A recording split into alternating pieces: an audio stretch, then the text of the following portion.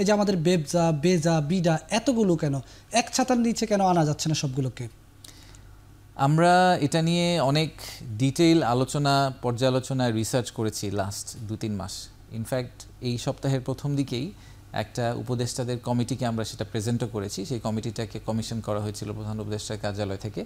তো আপনি যদি গ্লোবাল বেস্ট প্র্যাকটিস দেখেন, আমাদের বাংলাদেশে একটা এক্সট্রিমে অপারেট করে, যেখানে 6-7টা ইনভেস্টমেন্ট প্রমোশন এজেন্সি আছে। মালয়েশিয়ার মতো দেশগুলোতে 1টা বা 2টা ম্যাক্সিমাম। আপনি যদি সিঙ্গাপুরে চলে যান বা রুয়ান্ডা যান, Rwanda it's a very great example. Rwanda আজ থেকে 15 বছর আগে ইজ অফ ডুইং বিজনেস ইন্ডেক্সে অনেক নিচে ছিল এবং তাদের একটা বড় ইস্যু ছিল, তাদেরও আমাদের মতো এরকম 6-7টা ছিল।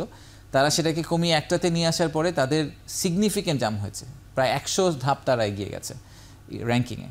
তো আমরা এই রিসার্চটা করে দেখেছি যে বাংলাদেশ আসলেই খুবই একটা আউটলায়ার। এত ইনভেস্টমেন্ট প্রমোশন এজেন্সি থাকে না।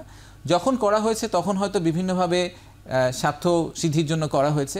তো আমরা এবার চিন্তা করছি যে তাদেরকে আমরা একটা সম্মিলিত আমব্রেলার আন্ডারে নিয়ে আসার চেষ্টা করব। হয়তো সময় লাগবে, কিন্তু আমরা প্রিন্সিপালি আমরা এটা এগ্রি করেছি। আমাদেরকে ইনভেস্টাররাও একই ফিডব্যাক দিয়েছেন, ফিকি থেকে একই ফিডব্যাক, ডিসিসিআই থেকে একই ফিডব্যাক, জাইকা, কোট্রা, জেট্রো সবার থেকে একই ফিডব্যাক। সব ইনভেস্টার একই কথা বলেন যে বাংলাদেশে এসে ওনাদের 10টা অফিসে যেতে হয় আগে বোঝার জন্য যে কোন অফিস দিয়ে শুরু করতে হবে। তো আমরা এটাকে যদি এক জায়গায় নিয়ে আসতে পারি এবং একটা সিঙ্গেল ফেস দিতে পারি, অ্যাটলিস্ট ওই জায়গা থেকে ওনারা ওনাদের জার্নিটা শুরু করবেন।